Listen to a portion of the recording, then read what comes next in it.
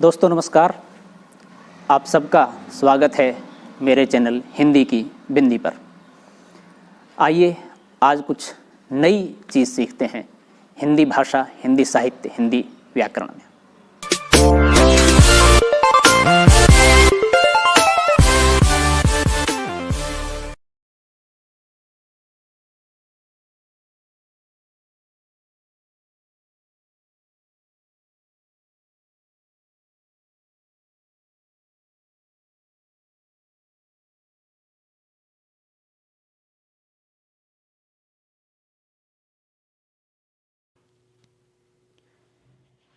विद्यार्थियों, आज की वीडियो हम बना रहे हैं कक्षा 10 की हिंदी पाठ्यपुस्तक क्षितिज भाग 2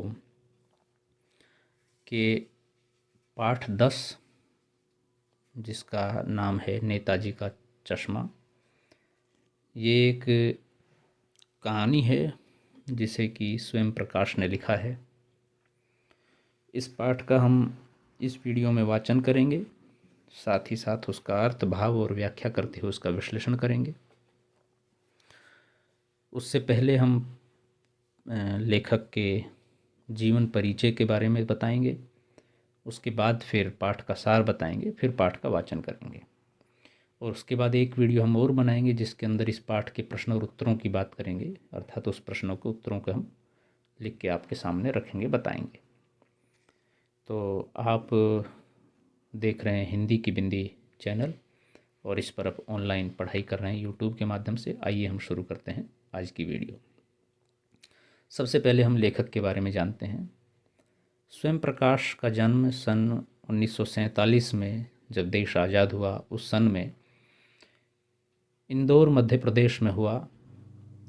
मैकेनिकल इंजीनियरिंग की पढ़ाई करके एक औद्योगिक प्रतिष्ठान में नौकरी करने वाले स्वयं प्रकाश का बचपन और नौकरी का बड़ा हिस्सा राजस्थान में बीता। फिलहाल स्वैच्छिक सेवानिवृत्ति के बाद वे भोपाल में रहते हैं और वसुधा पत्रिका के संपादन से जुड़े हैं। 8वें दशक में उभरे स्वयं प्रकाश आज समकालीन कहानी के महत्वपूर्ण हस्ताक्षर हैं। उनके तिहरे कहानी संग्रह प्रकाशित हो चुके हैं, जिनमें सूरज कब निकलेगा, आएंगे अच्छे दिन भी, आदमी जात का आदमी और संधान उल्लेखनीय हैं। ये आपकी प्रसिद्ध कहानियाँ हैं।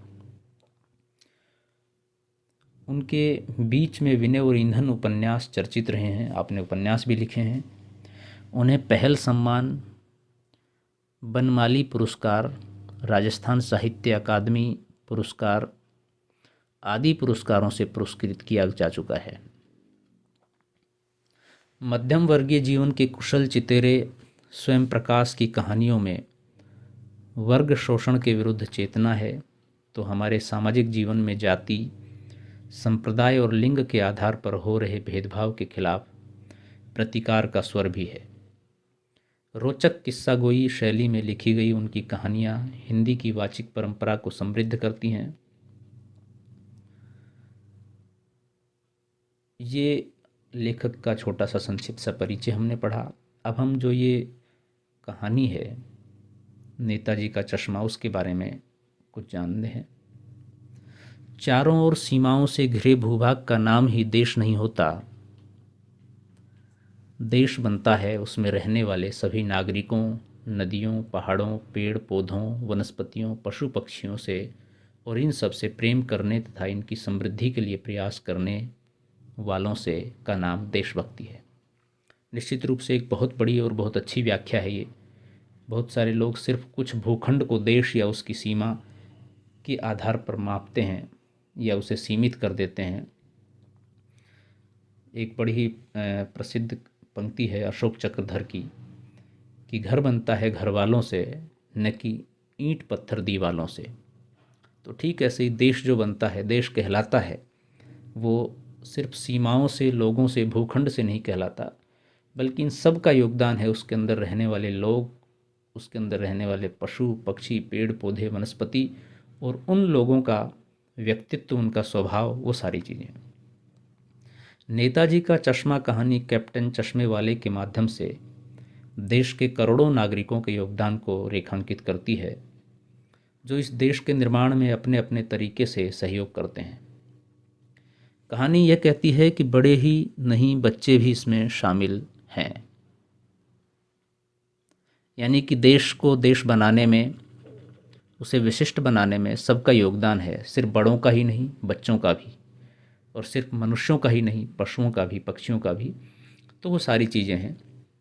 तो आइए हम वाचन करते हैं कहानी का और साथ में उसका भाव, अर्थ और व्याख्या करते हुए उसे विश्लेषित करते चलेंगे। जहाँ जहाँ कठिनाई आएगी, जहाँ जहाँ आवश्यकता लगेगी कि यहाँ स्पष्ट करने की आवश्यकता है। नेताजी का चश्मा, ये कहानी का नाम है। हालदार साहब को हर 15वें दिन कंपनी के काम के सिलसिले में उस कस्बे से गुजरना पड़ता था। कस्बा बहुत बड़ा नहीं था जिसे पक्का मकान कहा जा सके, वैसे कुछ ही मकान, और जिसे बाजार कहा जा सके वैसा एक ही बाजार था। कस्बे में एक लड़कों का स्कूल, एक लड़कियों का स्कूल, एक सीमेंट का छोटा सा कारखाना, 2 ओपन एयर सिनेमा घर और एक ठो नगर पालिका भी थी। नगर पालिका थी तो कुछ न कुछ करती भी रहती थी। कभी कोई सड़क पक्की करवा दी, कभी कुछ पेशाब घर बनवा दिए, कभी कबूतरों की छतरी बनवा दी, तो कभी कवि सम्मेलन करवा दिया। यानी कि नगर पालिका इस तरह छोटे मोटे काम करती रहती थी।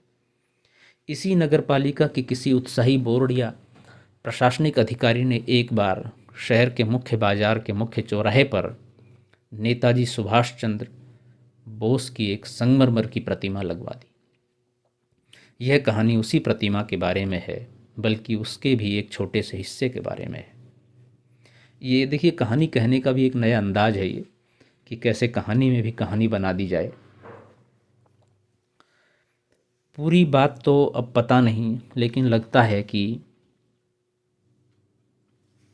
देश के अच्छे मूर्तिकारों की जानकारी नहीं होने और अच्छी मूर्ति की लागत अनुमान और उपलब्ध बजट में कहीं बहुत ज़्यादा होने के कारण काफ़ी समय ऊहापोह और चिट्ठी पत्री में बर्बाद हुआ होगा, और बोर्ड की शासनावधि समाप्त होने की घड़ियों में किसी स्थानीय कलाकार को ही अवसर देने का निर्णय किया होगा, और अंत में कस्बे के इकलौते हाई स्कूल के इकलौते ड्राइंग मास्टर, मान लीजिए मोतीलाल जी को ही यह काम सौंप दिया होगा, जो महीने भर में मूर्ति बनाकर पटक देने का विश्वास दिला रहे थे। यानी कि मूर्ति में कई खामियां थी, लेकिन उसके बावजूद भी वो कई खामियां रहने का कारण ऊपर गिना दिया है कि हो सकता है कि अच्छे कारीगर न मिले हों, समय कम हो, बजट कम हो, शासनाधिकार अवधि यानी कि शासन, बोर्ड की शासन जो अवधि है वो समाप्त होने को आ रही हो, और कोई भी नहीं हो तो स्कूल के ड्राइंग मास्टर को ही ये कार्य सौंप दिया। और उन्होंने एक तरह से, जैसे आम बोलचाल में हम कहते हैं मूर्ति पटक देंगे, ये सामान पटक देंगे, तो उस तरह से एक तरह से उसको पटक दिया गया है, काम पूरा कर दिया है जैसे तैसे। जैसा कि कहा जा चुका है, मूर्ति संगमरमर की थी। टोपी की नोक से कोट के दूसरे बटन तक कोई 2 फुट ऊंची, जिसे कहते हैं बस्ट, और सुंदर थी। नेताजी सुंदर लग रहे थे, कुछ कुछ मासूम और कमसिन। फौजी वर्दी में मूर्ति को देखते ही दिल्ली चलो और तुम मुझे खून दो वगैरह याद आने लगते थे। यानी कि भाव ऐसा उत्पन्न होता था उनकी मूर्ति को देख करके। इस दृष्टि से यह सफल और सराहनीय प्रयास था। केवल एक चीज़ की कसर थी जो देखते ही खटकती थी। नेताजी की आंखों पर चश्मा नहीं था। यानी चश्मा तो था लेकिन संगमरमर का नहीं था, एक सामान्य और सचमुच के चश्मे का चौड़ा काला फ्रेम मूर्ति को पहना दिया गया था। यानी कि पूरी मूर्ति संगमरमर की थी, चश्मा लेकिन वो नहीं था। चश्मा चौड़ा काला फ्रेम मूर्ति को पहना दिया था। हालदार साहब जब पहली बार इस कस्बे से गुजरे और चौराहे पर पान खाने रुके, तभी उन्होंने इसे लक्षित किया और उनके चेहरे पर एक कौतुक भरी मुस्कान फैल गई। यानी कि थोड़ा आश्चर्य सा, वाह भाई, ये आइडिया भी ठीक है, मूर्ति पत्थर की लेकिन चश्मा रियल, सचमुच का चश्मा पहना दिया। जीप कस्बा छोड़कर आगे बढ़ गई, तब भी हालदार साहब इस मूर्ति के बारे में ही सोचते रहे और अंत में इस निष्कर्ष पर पहुंचे कि कुल मिलाकर कस्बे के नागरिकों का यह प्रयास सराहनीय ही कहा जाना चाहिए। महत्व तो मूर्ति के रंग रूप या कद का नहीं, उस भावना का है, वरना तो देशभक्ति भी आजकल मजाक की चीज़ होती जा रही है। ये बहुत महत्वपूर्ण पंक्तियां हैं। निश्चित रूप से किसी भी वस्तु, व्यक्ति या स्थान की पहचान उसके रंग रूप, उसके कद काठी से नहीं होती है, बल्कि उसके अंदर जो भाव है, निहित संदेश है, वो महत्वपूर्ण होता है, वो मुख्य होता है। देशभक्ति के लिए भी किसी विशेष व्यक्ति के योगदान को प्रमुखता नहीं दी जा सकती और ना ही दी गई है। और किसी भी व्यक्ति ने देशभक्ति में योगदान करने के लिए ऐसा भी नहीं सोचा कि मैं विशेष हूँ तो मैं भाग ले सकता हूँ। सबका सम्मिलित एक प्रयास है, वरना आजकल तो दिखावा इतना अधिक है, देशभक्ति अर्थात इसी प्रकार का दिखावा हो रहा है। तो कहीं ना कहीं लेखक उसी बात को यहाँ इंगित कर रहे हैं। दूसरी बार जब हालदार साहब उधर से गुजरे तो उन्हें मूर्ति में कुछ अंतर दिखाई दिया। ध्यान से देखा तो पाया कि चश्मा दूसरा है, यानी कि चश्मा बदल गया। पहले मोटे फ्रेम वाला चौकोर चश्मा था, अब तार के फ्रेम वाला गोल चश्मा है। हालदार साहब का कौतुक और बढ़ा और जिज्ञासा हुई, वाह भाई, क्या आइडिया है। मूर्ति कपड़े नहीं बदल सकती, लेकिन चश्मा तो बदल ही सकती है। यानी कि चश्मा कुछ समय बाद बदल दिया गया, लेकिन कपड़े नहीं बदले। तीसरी बार फिर नया चश्मा था, यानी कि फिर नया चश्मा बदला गया। हालदार साहब की आदत पड़ गई हर बार कस्बे से गुजरते समय चौराहे पर रुकना, पान खाना और मूर्ति को ध्यान से देखना। एक बार जब कौतूहल दुर्दमनीय हो उठा, यानी कि ज़्यादा उत्साहित हो उठा, अब तो पूछना ही पड़ेगा, तो पान वाले से ही पूछ लिया, क्यों भाई, क्या बात है, यह तुम्हारे नेताजी का चश्मा हर बार बदल कैसे जाता है। पान वाले के खुद के मुंह में पान ठूसा हुआ था, पान खा रहा था वो एक काला मोटा और खुश मिजाज आदमी था। हालदार साहब का प्रश्न सुनकर वह आंखों ही आंखों में हंसा, यानी उनकी देख के हंसा उनको। उसकी तौन थिरकी, उसमें हल्की सी हलचल हुई। पीछे घूमकर उसने दुकान के नीचे पान थूका और अपनी लाल काली बत्तीसी दिखाकर बोला, कैप्टन, चश्मे वाला करता है। क्या करता है? हालदार साहब कुछ समझ नहीं पाए। चश्मा चेंज कर देता है, पान वाले ने समझाया। क्या मतलब, क्यों चेंज कर देता है? हालदार साहब अब भी नहीं समझ पाए।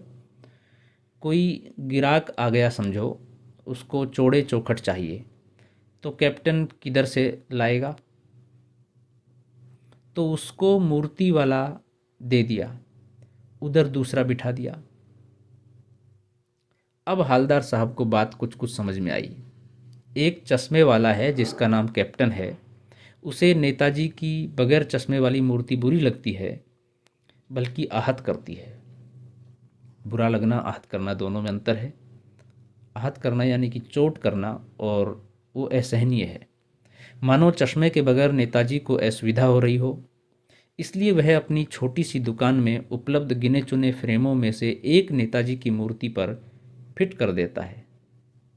लेकिन जब कोई ग्राहक आता है और उसे वैसे ही फ्रेम की दरकार होती है जैसा मूर्ति पर लगा है, तो कैप्टन चश्मे वाला मूर्ति पर लगा फ्रेम संभवतः नेताजी से क्षमा मांगते हुए लाकर ग्राहक को दे देता है और बाद में नेताजी को दूसरा फ्रेम लौटा देता है। वाह भाई, खूब, क्या आइडिया है। तो कैप्टन चश्मे वाला ऐसा करता था, इसलिए वो चश्मा बदल जाता था। लेकिन भाई, एक बात अभी भी समझ में नहीं आई। हालदार साहब ने पान वाले से फिर पूछा, नेताजी का ओरिजिनल चश्मा कहाँ गया? अब ये सवाल विद्यार्थियों सिर्फ उस पान वाले से नहीं है, सभी लोगों से।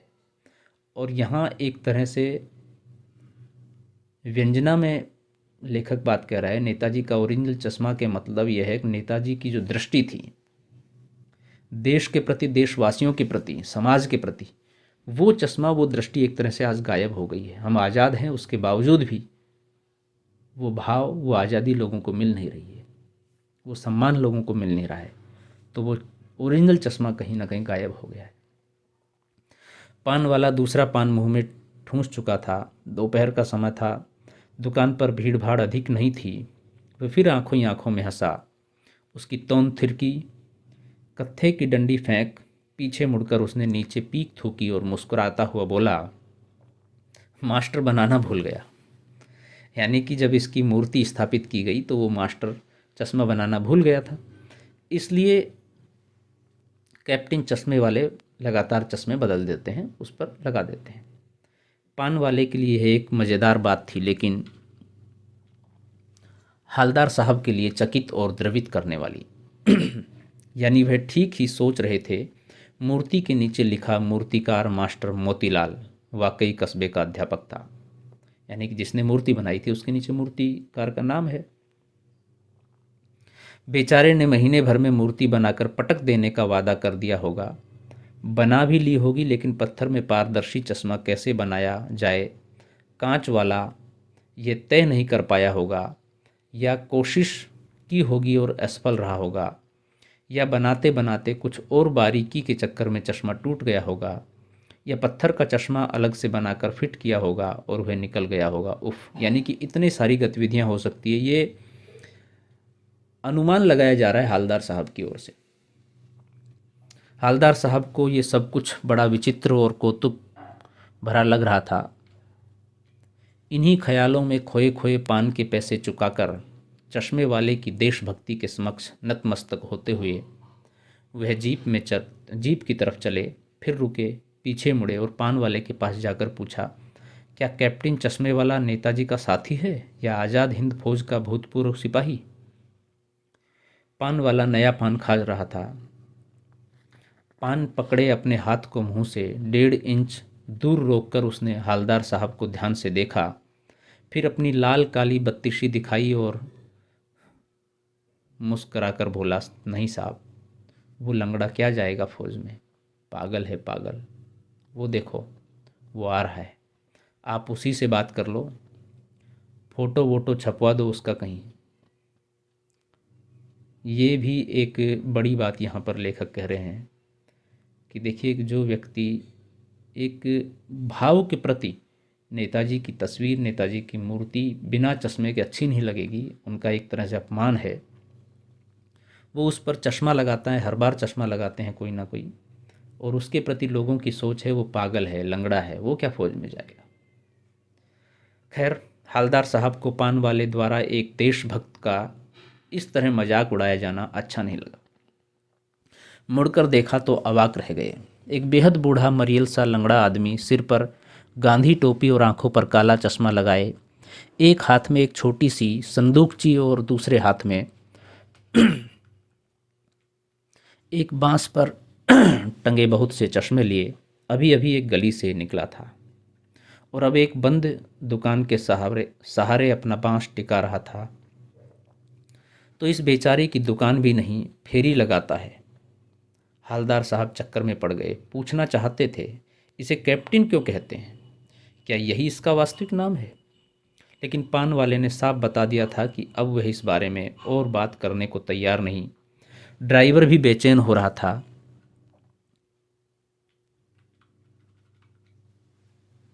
काम भी था, इसलिए हालदार साहब जीप में बैठकर चले गए। उस समय उन्होंने पूछना उचित नहीं समझा। 2 साल तक हालदार साहब अपने काम के सिलसिले में उस कस्बे से गुजरते रहे और नेताजी की मूर्ति में बदलते हुए चश्मों को देखते रहे। कभी गोल चश्मा होता तो कभी चौकोर, कभी लाल, कभी काला, कभी धूप का चश्मा,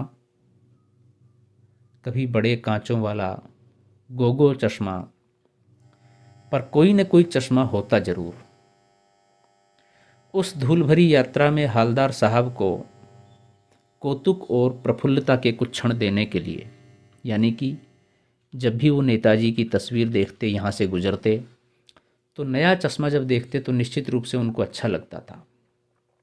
एहसास होता था कि हाँ, देशभक्ति जिंदा है, किसी भी प्रकार से जिंदा हो लोगों में। फिर एक बार ऐसा हुआ कि मूर्ति के चेहरे पर कोई भी कैसा भी चश्मा नहीं था।